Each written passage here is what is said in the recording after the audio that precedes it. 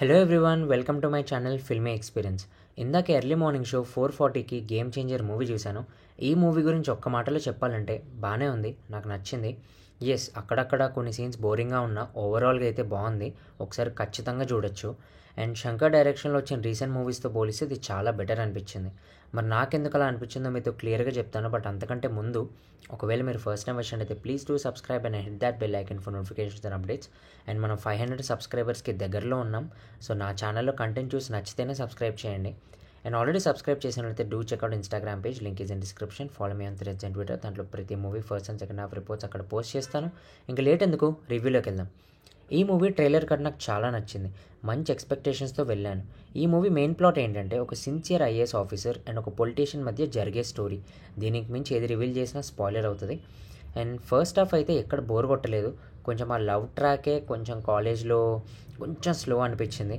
And ఆ love స్టోరీకి తర్వాత పే ఆఫ్ నాకు బాగా నచ్చింది, అంటే దానికి కొంచెం డీటెయిలింగ్ ఉంది. అండ్ రామ్ చరణ్ ఎస్జే సూర్య మధ్య ఒక సీన్ ఉంటుంది ఆఫీస్లో, అదైతే చాలా బాగా రాసుకున్నారు అనిపించింది.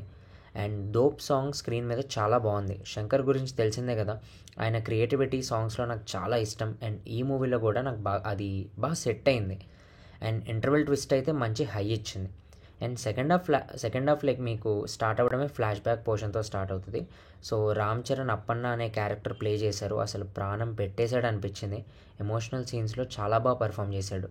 అంజలి కూడా మంచి రోల్ వచ్చింది అండ్ తను కూడా బాగా చేసింది. అండ్ ఎస్జే సూర్య ఉన్న సీన్స్ అన్ని బాగా వచ్చాయి. కొన్ని కామెడీ సీన్స్ అయితే చాలా బాగా వర్కౌట్ అయ్యాయి, నేను కొంచెం సేపు నవ్వుకున్నాను ఆ డైలాగ్స్కి, ఆ యాక్షన్కి. అండ్ క్లైమాక్స్ ఒక్కటే కొంచెం సాగదీసినట్టు అనిపించింది, అంటే ఏదో డ్రాగ్ చేస్తున్నారు అనిపిస్తుంది. కొంచెం తక్కువ రన్ టైంలో అవగొట్టినా అయిపోయేది.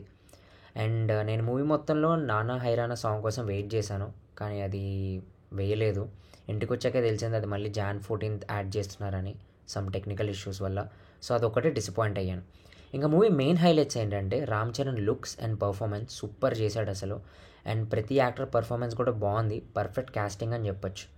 అండ్ సాంగ్స్లో ఆర్ట్ వర్క్ని మెచ్చుకోవాలి, స్క్రీన్ మీద సాంగ్స్ చాలా బాగున్నాయి. అండ్ మెయిన్గా శంకర్ గారు సోషల్ ఇష్యూస్ని చాలా బాగా చూపించారు. అసలు మూవీ చూశాక ఇలా కూడా జరుగుతాయని తప్పకుండా ఆలోచిస్తాం. కొన్ని ఇంపార్టెంట్ ఇష్యూస్ని క్లియర్గా చూపించారు, అది నాకు బాగా నచ్చింది. అండ్ తమన్ బ్యాక్గ్రౌండ్ స్కోర్ బాగుంది, కానీ చాలా రిపిటేటివ్ అనిపించింది, అంటే ఒకటే బీజిఎంని చాలా ప్లేసెస్లో వాడేశారు అనిపించింది. అండ్ శంకర్ డైరెక్షన్ని కూడా అప్రిషియేట్ చేయొచ్చు, మ్యాక్సిమం ఎక్కడ బోర్ కొట్టకుండా స్క్రీన్ ప్లే ట్రై చేశాడు, బాగా రాసుకున్నాడు. ఇంకా డ్రాబ్యాక్స్ విషయానికి వస్తే, ఆ ఫస్ట్లో రామచమచ సాంగ్లో ఆ డ్యాన్స్ కొరియోగ్రఫీ అయితే అస్సలు నచ్చలేదు, నాకు వర్స్ట్ అని చెప్పొచ్చు. రామ్ చరణ్కి అసలు సెట్టే అవ్వలేదు. అండ్ ఆ కాలేజ్లో లవ్ ట్రాక్ అంతా రోడ్డు మీదే సీన్లు అయిపోతాయి, అంటే అక్కడ కాలేజ్ ఉందో లేదో నాకు డౌటే. చాలా సీన్స్ ఆ రోడ్ మీద ఉన్న సీన్స్ అవన్నీ కొంచెం బోర్ కొట్టాయి. అండ్ ఇంకా క్లైమాక్స్ 20 minutes కొంచెం డ్రాగ్ చేసినట్టు అనిపించింది. అండ్ ఆల్సో ఇందాక చెప్పినట్టు తమన్ బీజిఎం చాలా ప్లేసెస్లో రిపిటేటివ్ అనిపించింది, ఎక్కువ ఇంపాక్ట్ ఇవ్వలేదు.